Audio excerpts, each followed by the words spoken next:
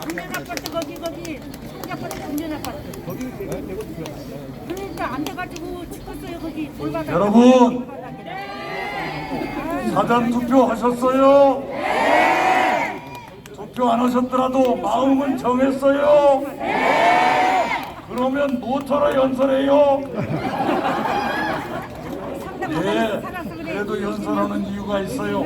여러분 주변에 마음을 못 정하셨거나 마음을 정했더라도 조금 이상하게 정한 양반 계시면 제 말씀을 전해주시기 바래요. 그래서 여러분 뵈러 왔습니다. 드디어 국회의원 누구예요? 잘 뽑았네요. 네, 아주 신념 있고 정이 많고 의리 있는 사람이에요. 잘 키워주시기 바라고요. 옆 동네 우리 김태년 원내대표, 김병욱 의원 좋은 분들이에요. 쑥쑥 키워주세요. 이번 대통령 선거가 조금 요상하지요. 이것저것 생각할 것이 많아요. 그렇게 생각할 것이 많을 때는 이렇게 생각해 보는 것도 좋겠다 하는 아이디어가 떠올라서 성남으로 달려왔어요. 인생살이 살다 보면 생각할 것이 많을 때가 있어요. 그럴 때는 이렇게 생각해 보는 것도 좋습니다. 무엇이 더 급한가? 무엇이 더 중요한가? 이렇게 생각해 보면 생각이 쉽게 정리될 때가 있어요. 오늘 그것 몇 가지 말씀드려 볼게요. 지금 대한민국 국민들께 그리고 대한민국이란 나라에 제일 급한 일이 뭘까요? 코로나 극복이 우선 급해요. 그죠? 네. 코로나 극복 급합니다. 그런데 코로나가 이제 막 시작된 것이 아니라 2년 2달 전에 대한민국 들어왔고 그동안에는 국민 여러분께 많은 고통과 불편 드렸지만 그래도 딴 나라보다는 잘해왔어요. 그러다가 갑자기 그 담당하는 사람을 바꿔야 될 형편이라요. 그래 어떻게 바꿀 것인가? 그것이 이번 선거에 달려 있어요. 그걸 여러분한테 여쭐게요. 우리가 코로나 방역을 잘 해오다가 갑자기 사람을 바꾸게 생겼는데 어떻게 바꿀 것인가? 그런 일을 해본 사람으로 바꿀 것인가? 안 해본 사람으로 바꿀 것인가? 어느 쪽이 맞습니까? 해본 사람! 해본 사람이 맞을 거예요. 비유하자면 우리는 코로나라고 하는 강을 건너고 있어요. 배를 타고 한참 가고 있습니다. 그런데 공교롭게도 강 한복판에서 사공을 바꿔야 될 처지가 됐어요. 그러면 어떤 사공으로 바꿀 것인가? 노를 저어본 경험 있는 사공으로 바꿀 것인가? 노를 한 번도 안 저어본 신출내기한테 그 배를 맡길 것인가? 여러분은 누구한테 맡기겠어요? 해본 사람! 노를 저어본 사공은 누굽니까? 이재명! 이재명! 예. 그러면 첫 번째 급한 일은 끝났어요. 네. 두 번째 급한 일이 무엇일까? 제가 생각하기에는 서민들 보호하는 일이에요. 서민들은 코로나가 오기 전부터 어려웠어요. 그런데 코로나가 오고 난 뒤에는 더 어려워졌어요. 그분들 표현을 빌리자면 특히 소상공인 자영업자들은 지옥 같은 고통을 2년째 경험하고 계세요. 그분들의 고통은 우리가 코로나를 극복할 때까지 계속될 겁니다. 그런데 코로나를 끝낸다고 해서 그분들의 고통이 그날로 끝날 것인가? 그러지 않을 거예요. 코로나가 끝나도 그분들의 고통은 한참 더 갈 겁니다. 그렇기 때문에 저는 코로나를 극복하는 과정뿐만 아니라 코로나를 극복한 이후까지도 서민 보호가 국정의 가장 중요한 과제가 될 것이다 이렇게 믿고 있습니다. 그러면 여러분께 여쭈어요. 대한민국에 두 개의 큰 정당이 있는데 두 개 정당 가운데서 부자들이 조금 더 좋아하는 정당 말고 서민들을 조금이라도 더 걱정하는 정당이 어디예요? 민주당! 그리고 이제까지 행정을 하면서 서민들 지원하는 업무를 해본 경험 있는 후보는 누구예요? 이재명!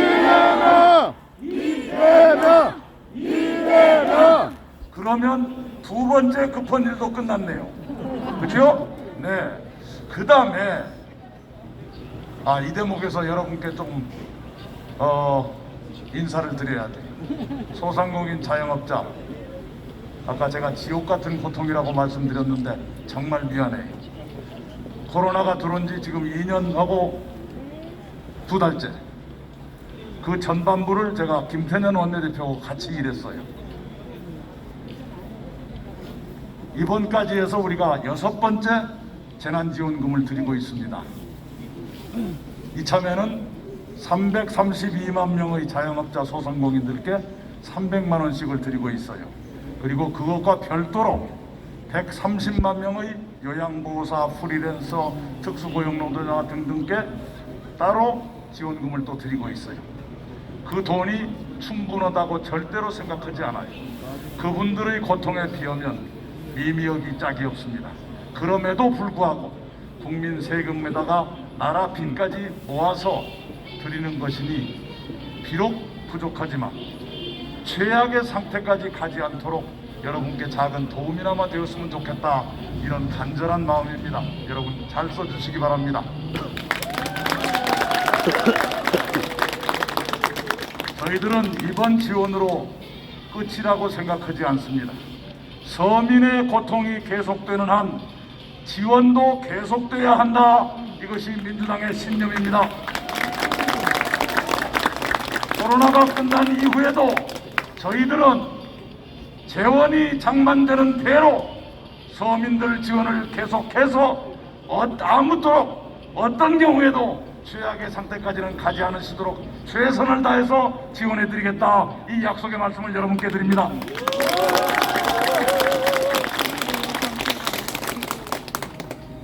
세 번째 급한 일은 무엇일까? 평소의 선거 같으면 이런 생각 안 했을 거예요. 그런데 이참에는 이런 생각이 들어요. 그건 평화라고 생각합니다. 여러분이 우크라이나를 보면서 새삼스럽게 느끼실 거예요. 평화가 얼마나 소중했던가, 그리고 평화가 얼마나 깨지기 쉬운가, 이것을 우리가 새삼스럽게 깨닫고 있습니다. 평화는 공기와 같아요. 좋을 때는 있는지 없는지 몰라요. 그러다가 나빠지면 그때서 알아요. 오면 그것이 중요한 것인데, 이렇게 생각해요. 우리 대한민국은 남북한이 대치한 지 70년이 넘었어요. 그렇기 때문에 세계 어느 나라보다도 평화가 중요합니다. 저 시골에 계시는 저의 선배 어르신들은 지금도 제가 철없는 어린애로 보이는지 간혹 이렇게 꾸중을 해요. 이것 봐, 이 의원, 우리가 이렇게나마 먹고 사는 건 뭔 덕분인지 알아? 뭔데요? 수십 년간 전쟁했기 때문이지, 전쟁이 없기 때문에 이만큼이나 먹고 산다, 그 말씀입니다. 모를 거예요. 평화 소중합니다. 여러분께 여쭙습니다. 집권 경험이 있는 두 개 정당 가운데서 평화를 만들고 유지해본 경험과 실력을 가진 정당은 어디입니까? 민주당! 민주당 맞습니다. 이건 두말할 여지가 없어요. 왜 그런 말씀을 드리냐? 한반도가 남북으로 갈린 지 70년이 넘었거든요. 그 세월 동안에 남북 정상회담이 딱 5번 있었어요. 언제 있었는지 아세요? 쉬워요. 민주당 정부 때만 있었어요. 김대중 대통령 1번, 노무현 대통령 1번, 문재인 대통령 3번 해서 5번입니다. 국민의힘 저 사람들은 집권 기간은 민주당보다 훨씬 긴데 남북 정상회담 1번도 안 했어요. 요새 대통령 후보들 이런 말 잘 써요. 멋있게 보이려고 그런지 몰라. 내 사전에는 정치 보복이 없다, 무엇이 없다 이랬어요.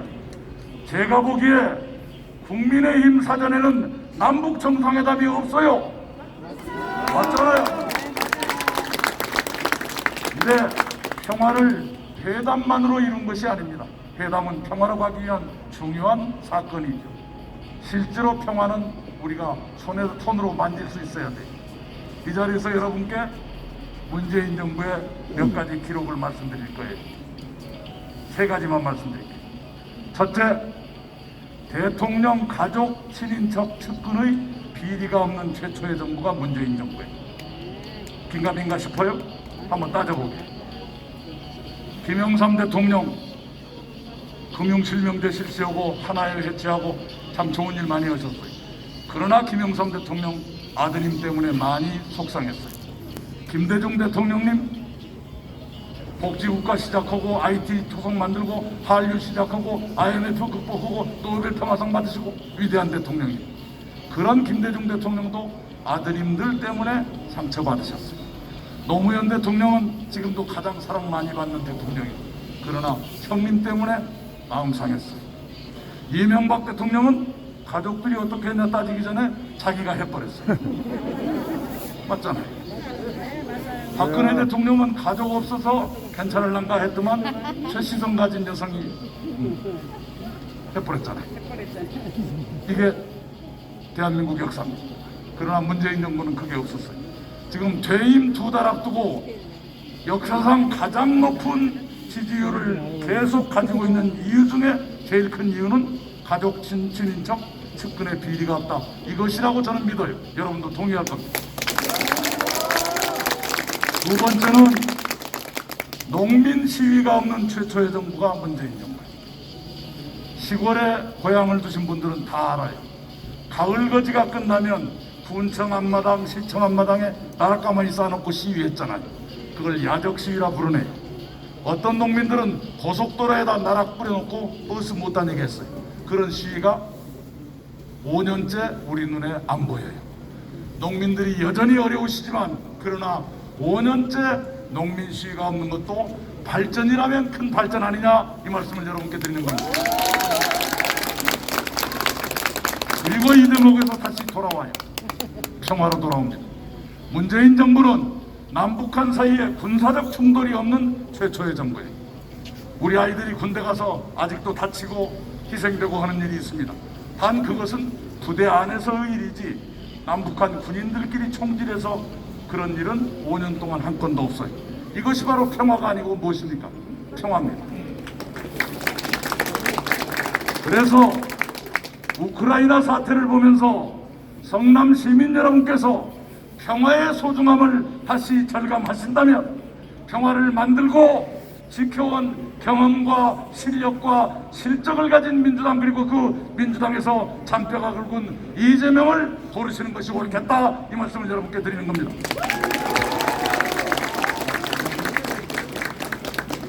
평화 그런 말 하면 안보에 물러올 것이다, 이렇게 주장하는 사람들이 국민의힘에 많아요. 또 안보를 막 떠들어야 안보 잘하는 것처럼 행세하는 사람들도 그 동네에 다 모여 있어요. 그런데 사실이냐? 그렇지 않아요. 여러분께 여쭙게, 안보 실컷 떠들었는데 천안함이 허망하게 서해 바다에 빠진 일이 있었어요. 언제 있었습니까? 이명박 정부 때 있었어요. 안보는 말로만 되는 게 아니에요. 말 잘해서 안보 잘할 것 같으면 우리 집 손녀도 안보할 거예요. 왜 말 잘하고. 그러나 안보라는 건 그렇게 되는 게 아니잖아요. 민주당 정부는 평화를 만들고 유지하면서도 안보를 강하게 유지하고 오히려 더 세게 만들었습니다. 김대중 대통령 군단 이후 처음으로 남북 정상회담 시작했지요. 금강산 관광 시작했어요. 그 와중에도 북한이 연평도를 2차례나 공격했습니다. 1차, 2차 연평해전이, 그때 김대중 대통령이 어떻게 했던가? 북한의 도발을 단호하게 응징해서 1차, 2차 연평해전 모두 완전하게 승리하고 북한이 지금까지도 아무 소리 못하게 만들었지 않습니까? 그것이 민주당의 실력입니다. 문재인 대통령 남북정상회담 3번 했어요. 취임하시자마자 닥친 제일 큰 숙제가 평창 동계올림픽 어떻게 할까, 이것이었어요. 왜? 북한이 핵실험에 쌓고 미사일 쏘아 쌓고 그랬거든. 이런 틈에서 평창 동계올림픽을 제대로 열 수 있을까? 저도 그때 총리로서 평창 참 많이 되겠어요. 경기장을 어떻게 할까? 영하 17도까지 내려간다는데 뚜껑도 없는 그 운동장에서 개막식은 어쩌고 할까? 그것이 저의 일이었어요. 그러나 대통령께서는 어떻게 하면 이 올림픽을 평화올림픽으로 만들까? 그렇게 만들려면 북한 선수단이 올림픽에 오게 하는 것이 낫겠다. 왜? 자기 선수단 와 있는데 이상한 짓 할 사람은 없잖아요. 그래서 북한 선수단을 올림픽에 참가하게 했고, 그렇게 함으로써 평창올림픽을 평화올림픽으로 성공시켰어요.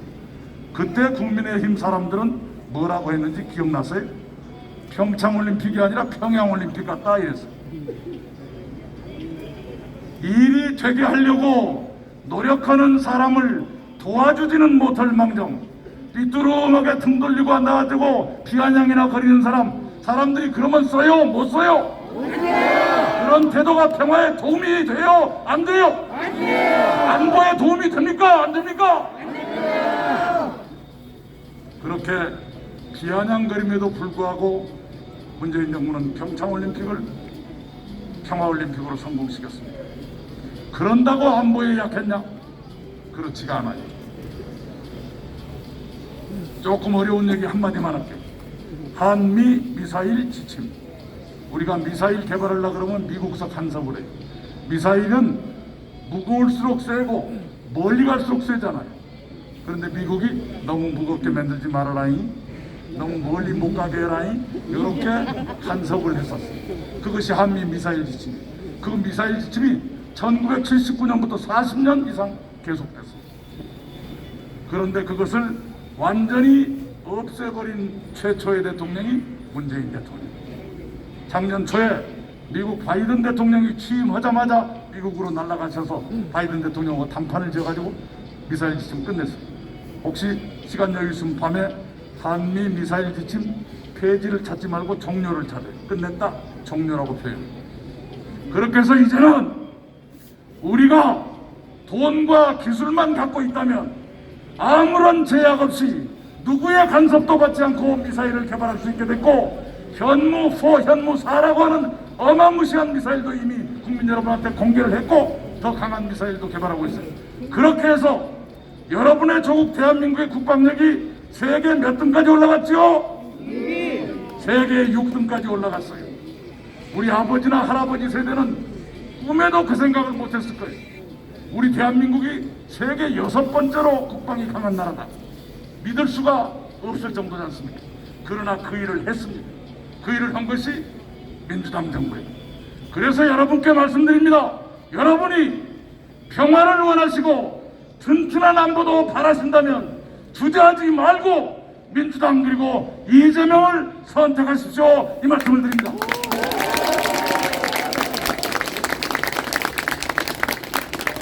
이왕에 등수 얘기 나왔으니까 우리 한국 사람 등수 좋아하잖아요.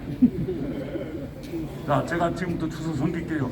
다 외우려고 그러면 머리 아파요. 여러분 입맛대로 한두 가지만 외워주세요. 경제 규모 세계 10등, 무역에서 수입 9등, 수출 8등, 국방력 6등, 제조업 경쟁력 3등, 혁신지수 1등, 종합국력, 그럼 다 합쳐서 종합적으로 세계 8등. 이게 대한민국. 이렇게 G7 코앞까지 올라간 대한민국. 더 앞으로 가야 합니까? 뒤로 가야 합니까? 앞으로 가야 합니다. 앞으로 가려면 어느 당을 선택해야 됩니까? 어느 후보가 더 낫습니까? 그렇습니다. 예. 끝으로 민주주의 얘기할게요. 민주주의가 내 사는 거하고 뭔 상관이 있냐 하실지 모르지만 그렇지가 않아요. 민주주의가 지금처럼 좋으면 꼭 평화처럼 있는지 없는지 모르고 지내가요. 그런데 좋다가 나빠지면 갑자기 깝깝해지는 거예요. 마치 아파트 이사할 때하고 똑같아요. 좁은 평수에서 넓은 평수로 가면 한 2, 3일 조금 어색하다가 금방 익숙해져요. 그런데 거꾸로 넓은 평수 살다가 좁은 평수로 가면 영 깝깝하잖아요. 민주주의가 그래요. 그 민주주의 얘기를 하랍니다. 대한민국 민주주의는 몇 등인가? 영국의 EIU라고 하는 기관이 있는데 해마다 세계 각국의 민주주의 성적을 조사해서 발표를 해요. 작년 말 평가 결과를 2월 달에 발표했네요. 발표 결과가 이거예요. 코로나 때문인지 세계 여러 나라의 민주주의가 후퇴하고 있다. 대한민국은 1년 사이에 7단계가 또 올라가서 이제 세계 16등 아시아 1등의 민주주의 국가가 됐다. 대한민국은 이제 완전한 민주주의 국가로 손색 없는 나라가 됐다. 이렇게 발표했습니다.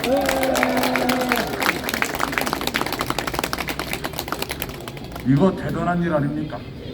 메가더 장군이 6.25 때 우리 도와주고 나가다가 이랬어요. 한국에서 민주주의가 되기를 바라는 것은 돼지 목에 진주 목걸이 걸리길 바라는 것이다. 뭐 그런 이상한 소리였어요. 여보시오 메가드 장군, 내 말 들으시면 와서 보시오. 이게 대한민국 국민 여러분의 위대한 성취입니다. 우리 형제들이, 우리 선배들이 피를 흘리고 눈물을 흘리며 만들어낸 어마어마한 성과가 이건 아닙니까? 여러분께 제안드립니다. 서로를 바라보면서 당신 장하시오 하고 박수 한번 보내주세요. 서로 보라 그랬더니 어째서 나를 보여? 예. 자, 그런데 여러분께 다시 여쭈어요. 민주주의 발전을 위해서 우리가 가장 나중에 했던 일이 뭐게요? 제가 여쭙는 것마다 다 대답을 썼는데 처음으로 대답 안 하니까 제가 좀 연설하는 맛이 나요. 다 알아맞혀 보면 내가 묻어버렸어. 민주주의 발전을 위해서, 민주주의의 제도적 완성을 위해서 우리가 국민 여러분과 함께 마지막 제일 나중에 했던 일은 검찰 개혁이었어요. 그리고 공수처 설치였습니다. 그걸 왜 했냐? 검찰 권력이 아무런 통제를 받지 않고 무소불위 못하는 일이 없는 그런 상태가 되다 보니 때로는 국민의 인권을 침해하고 때로는 민주주의의 정상적 발전을 저해하고 어쩌면 법치주의까지 방해할 수가 있겠다. 그래서 몇 가지를 했습니다. 검찰의 권력 중에서 제일 센 것이 수사권인데 수사한다고 오라가라 했다고 이게 보통 무서운 게 아니잖아요. 그 수사권을 민생과 관련된 것은 경찰한테 조금 나눠주는 것이 좋겠다. 그래서 검찰하고 경찰의 수사권을 조금 분산했어요. 그걸 검경 수사권 조정이라 그러는데 어려운 얘기 빼자고. 그 다음에 검찰도 잘못을 하는 수가 있는데 그것을 검찰 너희들이 조사하라 그랬더니 팔이 안으로 굽어갖고 흐지부지돼야. 그러면 못 쓰겠다 해서 바깥에 기관을 만들어서 검찰 잘못 조사하게 했다. 그래서 만든 것이 공수처예요. 이렇게 검찰개혁 공수처 설치까지 합쳐져서 작년 연말 민주주의 성적이 세계 16등 아시아 1등이 됐는데 윤석열 씨가 요새 말씀하기를 검찰개혁 지워버리겠다. 법무부 장관 수사지휘권 폐지하겠다. 검찰 예산 누구도 간섭 못하게 하겠다. 공수처도 없애볼 수 있다. 이렇게 하고 있어요. 그러면 우리가 민주주의 발전을 위해서 제일 나중에 했던 것 이놈 것을 문질러버리면 민주주의는 그만큼 후퇴할 것 아니겠어요? 그리고 검찰은 다시 통제받지 않는 기관이 돼서 마음대로 할 것 아닙니까? 그래서 여러분께 외칩니다. 김태년, 김병욱, 윤영찬 의원과 저 이낙연이 여러분께 외칩니다. 검찰 폭주 우리는 반대합니다. 민주주의 후퇴 막아야 합니다. 민주주의는 더 발전해야 합니다. 검찰은 민주적 통제를 받은 것이 옳습니다. 그래서 우리는 민주당과 이재명을 선택합니다.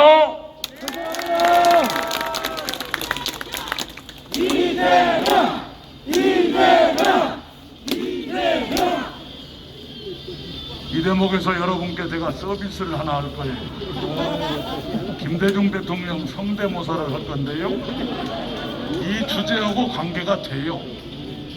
조금 이따 들어보시면 알아요. 김대중 대통령께서 청년 시절에 목포에서 국회의원에 출마하셨는데 그때 상대당이 공화당이었어요. 우리 형님은 아실 거예요.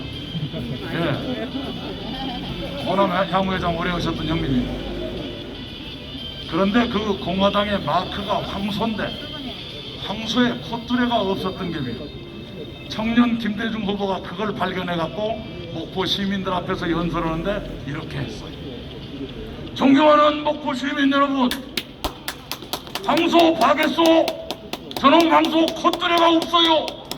여러분이 저를 국회로 보내주시면 황소 콧두레부터 해볼라요. 이렇게 연설을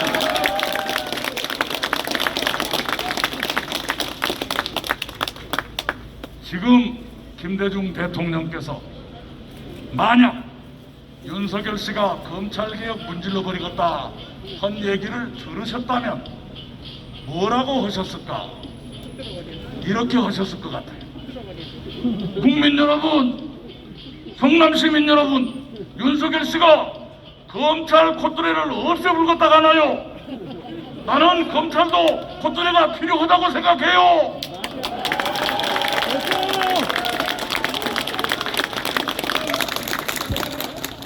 네, 여러분께 압축해서 말씀드립니다. 이것저것 생각할 것이 많은 선거입니다. 그러나 그럴 때일수록 무엇이 더 급한지, 무엇이 더 중요한지 이렇게 생각을 해보면 생각이 쉽게 정리됩니다. 그래서 저는 오늘 여러분께 대여섯 가지를 제시해드렸습니다. 첫째, 코로나를 어떻게 하면 더 빨리 극복할 것인가. 해본 사람들한테 맡기는 것이 더 낫겠다. 둘째, 서민 보호를 계속해야 되는데 누구한테 맡길 것인가. 그런 정책을 가진 정당, 그리고 그런 업무를 해본 후보한테 맡기는 것이 낫겠다. 셋째는 평화가 매우 소중한 그런 때가 됐는데 평화를 만들어오고 유지해본 그런 경험과 실력 있는 정당이 어딘가, 그리고 그 정당의 후보가 누군가. 네 번째, 평화를 만들고 유지하면서도 안보를 강하게 만든 그 정부는 누구 정부였던가, 그리고 그 후보는 누군가. 그리고 끝으로 민주주의는 더 발전해야 하는데 혹시라도 민주주의를 후퇴시킬지 모를 그런 불안한 후보로는 안 되겠다. 그러려면 역시 민주당과 이재명 후보가 낫겠다. 이렇게 대여섯 가지 말씀을 드렸어요. 다 외우진 마시고요. 입만 맞는 것만 외워가지고 주변에 꼭 말씀해 주시기 바랍니다. 여러분 고맙습니다.